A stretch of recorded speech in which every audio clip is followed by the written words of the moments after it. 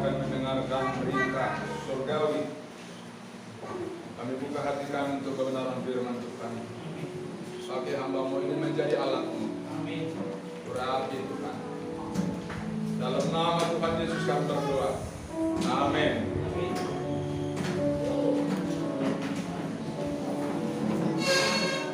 Kita buka Alkitab kita, Kisah Para Rasul, pasal 1 ayat 6 sampai dengan ayat 11. Kisah Rasul, pasal 1 ayat 6 sampai 11, kita membaca secara responsorial. Yesus terangkat ke sorga. Maka bertanyalah mereka yang berkumpul di situ, Tuhan, maukah Engkau pada masa ini memulihkan kerajaan bagi Israel? Jawabnya, Engkau tidak perlu mengetahui masa dan waktu yang ditetapkan Bapa sendiri menurut kuasanya. Tetapi kamu akan menerima kuasa kalau Roh Kudus turun ke atas kamu, dan kamu akan menjadi saksiku di Yerusalem dan seluruh Yudea dan Samaria dan sampai ke ujung bumi.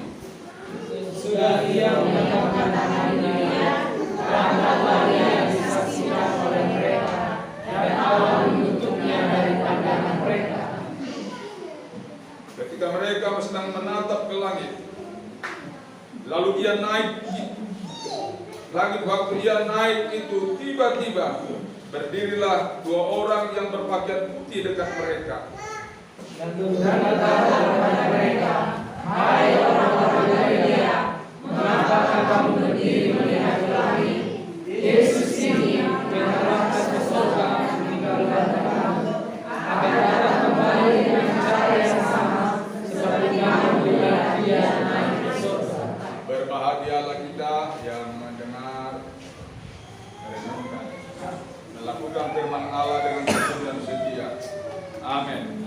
Saudara kekasih, di dalam nama Tuhan Yesus Kristus, hari ini kita merayakan kenaikan Yesus Kristus, dan kenaikan itu nyata disaksikan oleh murid-murid,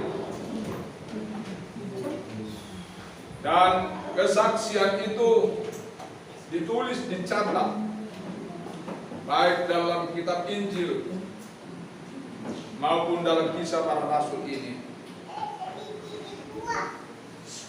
Dan dikatakan Yesus ini yang terangkat ke sorga meninggalkan kamu akan datang kembali dengan cara yang sama seperti kamu melihat Dia naik ke sorga. Dia datang dengan cara yang sama. Kalau hari ini kita merayakan kenaikan Tuhan Yesus, kenaikannya yang hampir 2000 kali dirayakan oleh gereja, hampir 2000 tahun dirayakan oleh gereja. Satu hal yang paling dirindukan gereja adalah kedatangannya.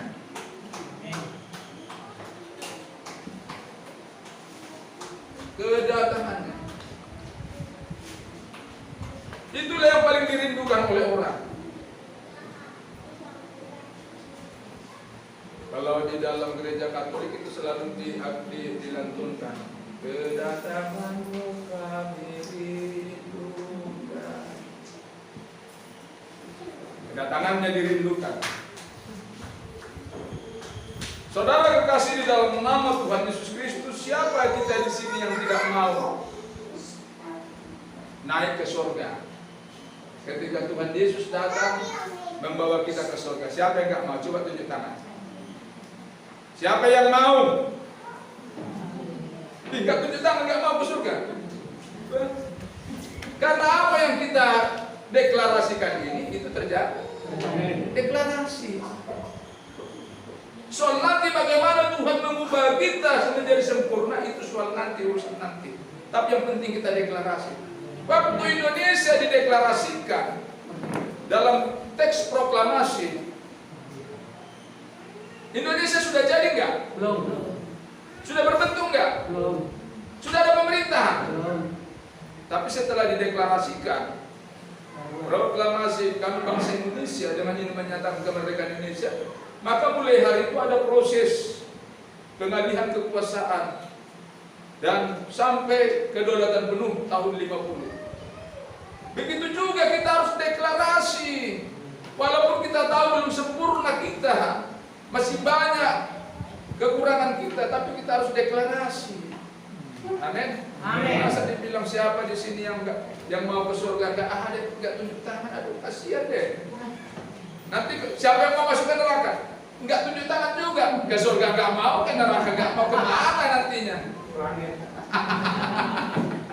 Bapak Ibu kasih. Kristus telah datang ke dunia dan mati menebus kita, ya. Dan dia bangkit. Setelah 40 hari kebangkitannya, dia naik ke surga. Selama 40 hari dia ada bersama-sama dengan murid-murid. Saudaraku, saudara harus tahu satu hal, bahwa orang nanti yang di surga, yang masuk surga itu memiliki syarat. Hatinya harus sama dengan hati Tuhan Yesus. Hanya orang yang memiliki hati Tuhan Yesus, yang memiliki hati seperti Tuhan Yesus lah nanti yang ke sana. Orang-orang yang tidak memiliki hati seperti hati Yesus tidak akan masuk ke sana. Itulah nanti yang dibawa Tuhan Yesus waktu kedatangannya yang kedua kali. Kristus itu harus tinggal di surga menunggu pemulihan segala sesuatu. Kita kan harus dipulihkan. Waktu Adam dan Hawa jatuh ke dalam dosa, maka rupa, gambar, image tentang Allah itu, karakter Allah itu rusak dalam diri manusia. Dirusak oleh apa? Oleh pengetahuan.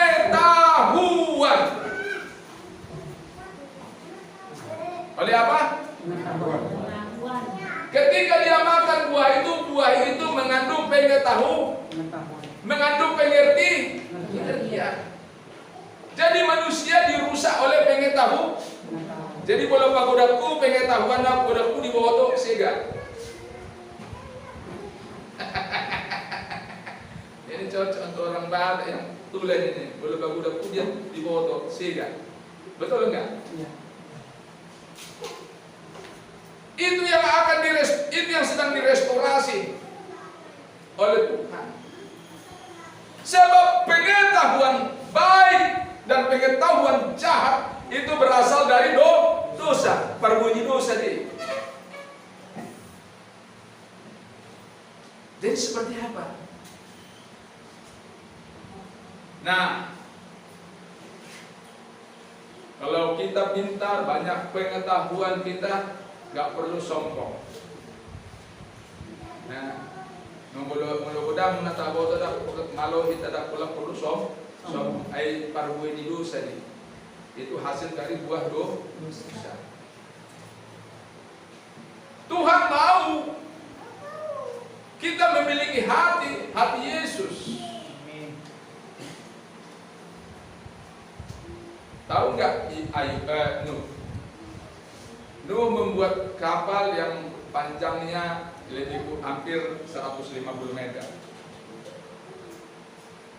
150 meter itu panjang, sangat panjang sekali. Lebarnya hampir 25 meter, tingginya 15 meter, hampir 15 meter. Apakah Nuh pernah belajar teknik perkapalan? Tidak pernah. Apakah dia belajar tentang arsitektur kapal? Tapi dia bisa menciptakan kapal yang sempurna, yang mengangkut seluruh isi dunia ini. Mewakili binatang-binatang, mewakili manusia, 8 keluarga. Dia bisa buat itu. Dari mana dia belajar? Tapi Roh Kuduslah yang memberikan pengetahuan, Allah lah yang memberikan hikmat. Tuhan kita setelah terima Yesus, kita tidak dipimpin lagi oleh pengetahuan dunia ini. Tidak dipimpin lagi hidup kita oleh aturan-aturan, norma-norma yang diciptakan manusia. Filsafat-filsafat yang dikemukakan oleh manusia. Tapi kita harus dipimpin Roh. Karena ada ayatnya. Apabila Roh Kudus turun atasmu, apabila pengurapan itu turun atasmu, engkau tidak perlu diajar oleh orang lain. Tapi Roh itu yang akan mengajari. Itulah pemulihan. Manusia yang terima Yesus harus mengikuti pola pikirnya Yesus. Kalau nanti kita mau Yesus yang datang kali kedua itu nanti yang kita rayakan hari ini, kenaikannya, dan pasti dia datang, karena dia pasti naik, sudah pasti naik, disaksikan dan dia akan datang. Dia hanya membawa orang-orang yang hatinya sama dengan hati Yesus. Orang seperti apa orang yang memiliki hati Yesus? Yang hidupnya mengandalkan Tuhan, yang hidupnya bergantung kepada Tuhan. Saya mau kasih perbandingan. Kita sudah sering mendengar cerita tentang Naaman yang datang ke Samaria. Dia ingin disembuhkan di Samaria, di Israel. Tetapi Bapak Ibu kekasih di dalam nama Tuhan kita Yesus Kristus, Raja Israel tidak dapat menyembuhkannya. Raja Israel putus asa, dia mengoyakkan jubahnya. Apakah Tuhan yang dapat menghidupkan dan mematikan orang? Lalu Elisa mendengar berita itu bahwa Naaman, panglima perang Raja Aram, datang mencari kesembuhan di Israel. Isa mengatakan, jangan kusam, katanya kepada Raja Israel, suruh dia datang ke sini. Lalu Naaman datang dengan rombongannya, dengan pasukannya. Lalu setelah sampai di depan rumah Elisa, lalu Elisa menyuruh hambanya untuk menyampaikan, dikatakan, Tuanku, beginilah yang harus kau lakukan. Pergilah engkau berendam 7 kali ke sungai Yordan kalau engkau ingin sembuh. Panglima Raja Aram itu, Naaman itu, kusam mendengar. Lalu dengan bersungut-sungut dia pergi meninggalkan tempat itu, ingin kembali ke negerinya. Dia bilang, sungai Parpar lebih jernih, lebih cantik daripada sungai Yordan, katanya. Dia pakai logika, dia pakai standar manusia. Pikirannya bergantung dengan standar yang sudah ditentukan. Tapi standarnya standar manusia. Kalau mau pakai standar Tuhan. Lalu prajuritnya mengatakan, Tuanku, bukankah yang dikatakan oleh Nabi itu adalah hal-hal yang mudah?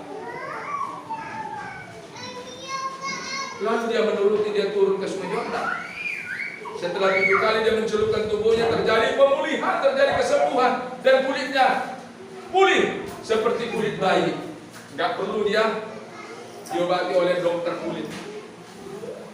Penyakit kulitnya, kustanya hilang.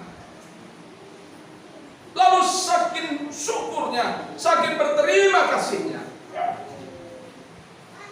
lalu dia kembali, dia menjumpai Elisa. Lalu dia menyerahkan emas, kira-kira beratnya 70 kilogram emas itu. Kali berapa sekarang emas? Kira-kira 1 miliar 1 kilo, berarti 70 miliar. Lalu dia menyerahkan perak, kira-kira 340 kilo, dan 10 potong pakaian indah. Karena pakaian itu adalah pakaian bangsawan. Elisa menolak sama sekali. 1 keping pun perak itu dia tidak terima, 1 keping pun emas itu dia tidak terima. Tapi saudara kekasih dalam nama Tuhan Yesus Kristus, beda dengan orang yang duniawi, yang walaupun ikut Tuhan, walaupun diajar oleh Tuhan Yesus lebih dari 3 tahun, seperti Yudas Iskariot, hanya dengan 30 keping uang perak dia tergiur menjual gurunya. Itulah perbedaan orang yang belum direstorasi hatinya, orang yang tidak mengalami Tuhan. Walaupun bersama Yesus selama 3 tahun lebih, tapi tidak mengalami Tuhan, tidak mengalami kebangunan rohani. Banyak orang Kristen, walaupun Tuhan seumur hidupnya dia Kristen, tidak mengalami restorasi, tidak mengalami pemulihan, tidak ada kebangunan. Dan kita itu diciptakan serupa dan segambar dengan Allah. Karena dosa telah merusak gambar itu, maka Yesus datang memulihkan, dipulihkan segala sesuatu. Tapi banyak orang Kristen tidak merasa dipulihkan, dan banyak orang Kristen juga tidak mengalami pemulihan. Sampai umur sekian tahun, puluhan tahun, tidak mengalami pemulihan apa. Imannya terhadap Kristus hanya iman warisan, tidak ada perubahan.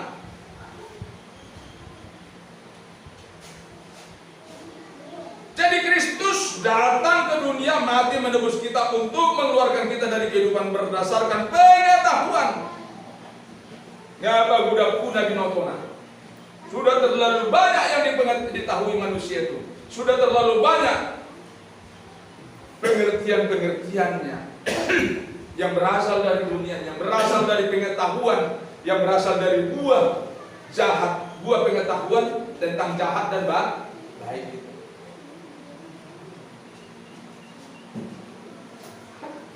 Dan pengetahuan itu tentang yang baik dan yang jahat itu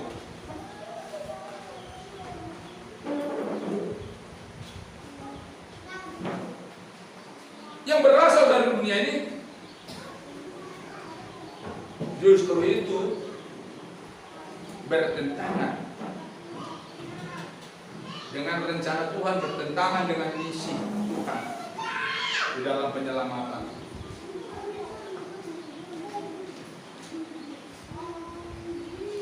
Kita ditipu.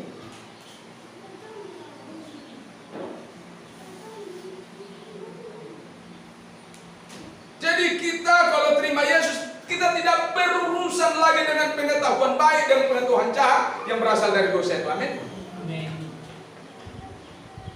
Jadi nggak usah bangga kalau banyak kali yang ditahu. Aku tahu ini, aku bisa ini, mampu aku ini. Nggak usah bangga. Gak ada urusannya dengan keselamatan. Tuhan mau bahwa yang kita tahu, yang kita pikirkan sama seperti pikiran Kristus, yang kita tahu sama dengan hatinya Kristus.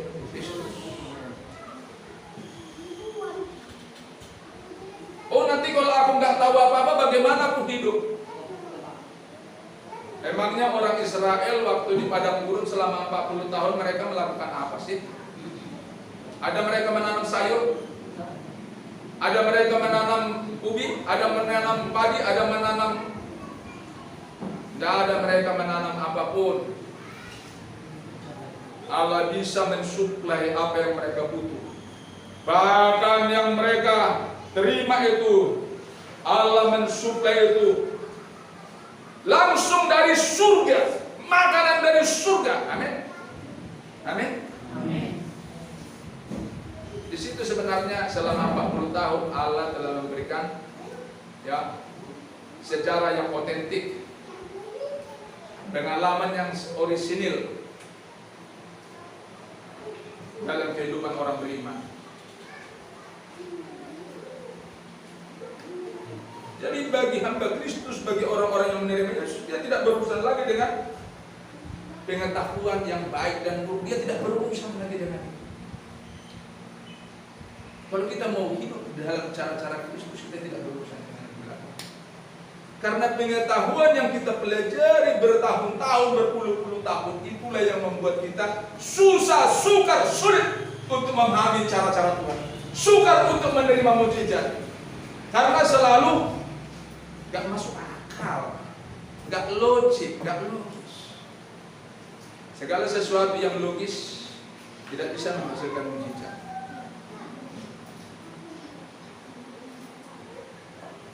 Sederhananya Bapak Ibu, sederhananya, yang ciptakan kita ini siapa? Tuhan. Kita diciptakan. Kalau kita mau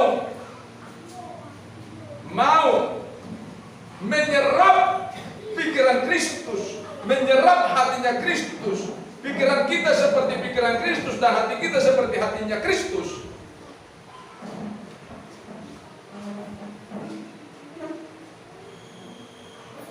kita tidak perlu memusingkan apa untuk dimakan, apa untuk dipakai.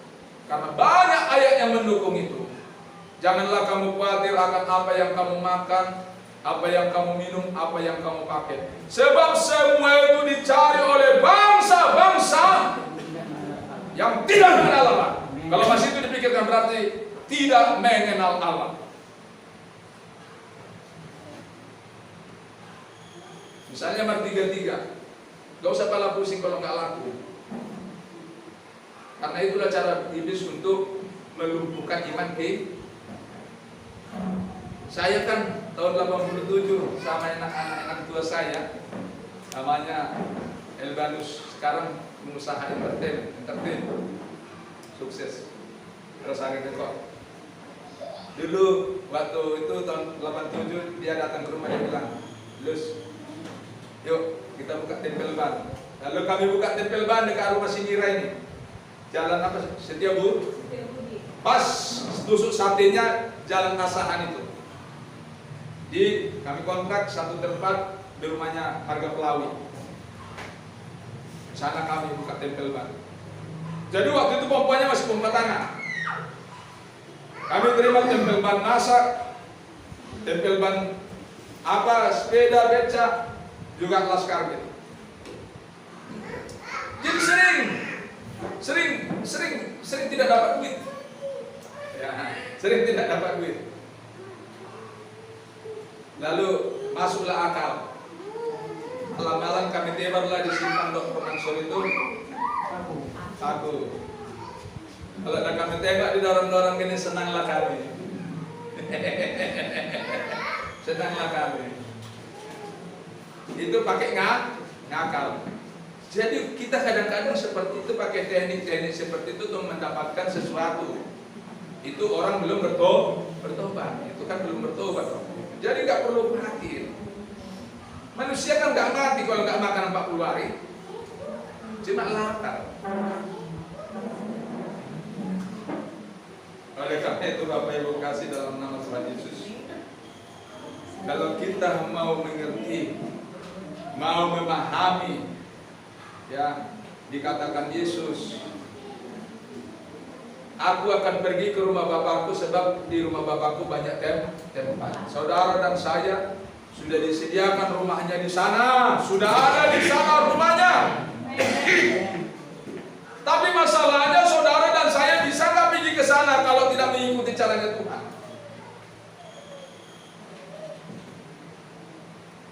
Saya kan sudah katakan tadi, orang yang bisa masuk ke sana, orang yang hatinya sama seperti Tuhan Yesus. Karena demikian pula yang dikatakan di dalam Injil. Dikatakan begini. Yohanes pasal 3 ayat 2, saudara-saudaraku yang kekasih, sekarang kita adalah anak-anak Allah, tetapi belum nyata apa keadaan kita kelak. Akan tetapi ketika kita tahu bahwa apabila Kristus menyatakan dirinya, kita akan menjadi sama seperti Dia, sebab kita akan melihat Dia dalam keadaannya yang sebenarnya. Jadi kita akan sama.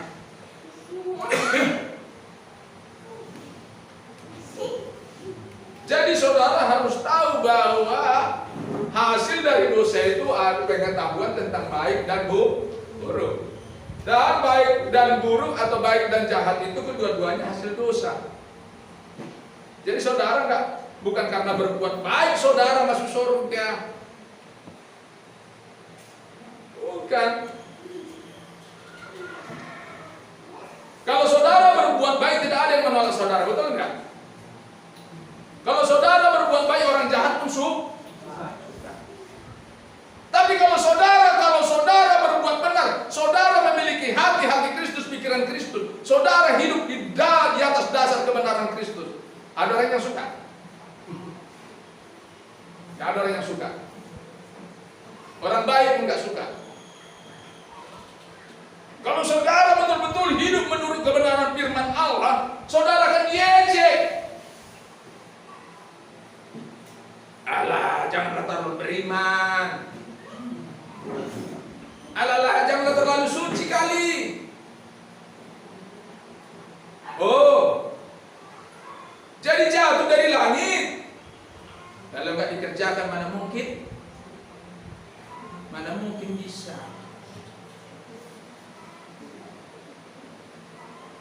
Orang memang dari awal kok Tuhan menjadikan manusia itu, Tuhan sudah menyediakan apa yang dia perlu. Kan itu kan jelas. Janganlah kamu seperti dunia ini. Jangan khawatir apa yang dimakan, apa yang dipakai. Sebab semua itu dicari oleh bangsa yang tidak mengenal Allah. Hanya dua. Bangsa yang tidak mengenal Allah dan orang yang mengenal hati Kristus. Jadi Yesus datang ke dunia ini untuk mengeluarkan kita dari kehidupan yang berdasarkan pengetahuan. Pengetahuan yang berdasarkan dari makan buah pengetahuan baik dan buruk atau jahat. Buang itu semuanya.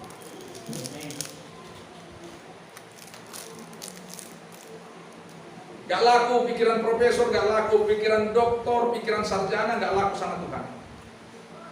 Hasil pemikiran ahli gak laku sama Tuhan. Sebab sudah terbukti Nuh tidak sarjana, Nuh tidak arsitek, kapal bisa buat kapal. Siapa yang ngajar? Tuhan yang mengajar, Tuhan yang berikan hikmah. Aholiab membuat bait Allah. Bait Allah yang dibangun zaman Salomo itu, bait Allah yang megah. Ada yang mengajari dia manusia, dia pernah berguru kepada seorang arsitek? Tidak. Tapi hikmat Allah yang memberikan mengerti. Saudara dan saya yang saudara kerja dalam hidup hari-harinya adalah hikmat Allah. Bukan berdasarkan dikatakan oleh pendapat A, pendapat B, pendapat C, pendapat ahli ini, profesor ini, metodologi ini, tapi berdasarkan apa yang dikatakan Roh. Itu sebabnya orang Kristen, orang yang ditebus oleh Yesus tidak boleh lagi sama dan serupa dengan dunia ini. Tapi kan kita hidup di dunia, ya kita harus jadi role model supaya orang pintar-pintar itu mengikuti kita. Kalau tidak, ngapain dikatakan oleh firman Allah, Allah memakai orang bodoh untuk mempermalukan hikmat dunia.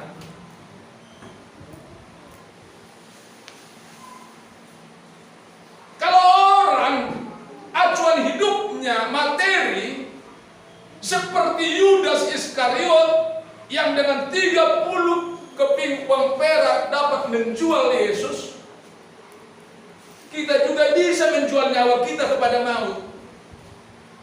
Kita bisa menjual jiwa kita ke neraka.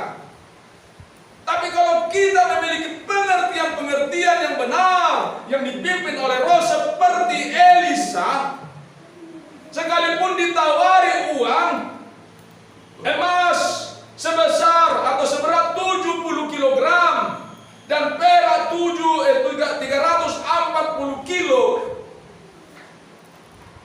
dia tolak, sama sekali dia tidak mau. Karena acuan hidup dia bukan materi.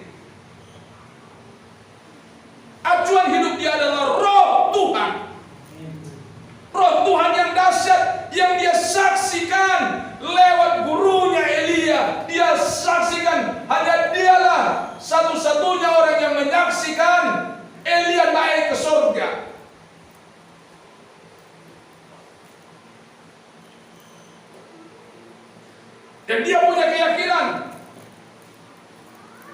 Dia tidak melepaskan Elia sebelum Elia memberikan 2 kali lipat roh kuasa yang ada pada Elia. Dan dia juga berani meninggalkan pekerjaan yang sudah diwariskan oleh nenek moyangnya, orang tuanya kepadanya sebagai petani. Ketika dia membajak dengan 12 pasang lembu, ketika Elia datang mencampakkan jubahnya ke depannya, dia datang menyerahkan hidupnya kepada Tuhan untuk dipakai oleh Tuhan. Itu baru. Itu masih perjanjian lama, dia belum mengenal Yesus. Dia hanya mengenal Taurat yang tertulis. Dengan Taurat yang tertulis saja dia sudah memiliki iman yang sebesar itu.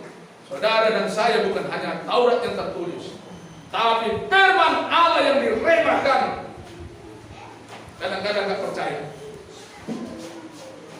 Jadi kalau saudara dan saya tidak memiliki hati, pikiran yang sama dengan pikiran Kristus, hati yang sama dengan hati Yesus, tidak akan mungkin masuk ke surga.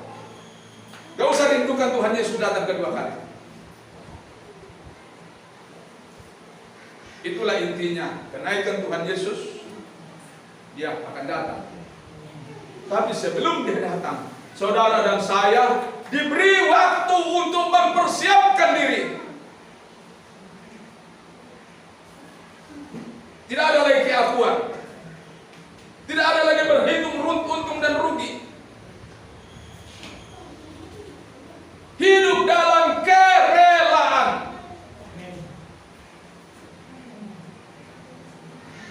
Itulah yang Tuhan inginkan. Sekali lagi Kristus datang ke dunia dan mati menebus kita untuk mengeluarkan kita dari kehidupan berdasarkan pengetahuan yang baik dan yang jahat. Untuk mengeluarkan kita dari situ. Jadi gak perlu itu. Dan memasukkan kita ke dalam kehidupan berdasarkan kebenaran, berdasarkan firman. Bagi seorang yang menjadi milik Kristus, yang menjadi hamba Kristus, ia tidak lagi berurusan dengan yang baik dan yang jahat, tidak ada lagi urusannya.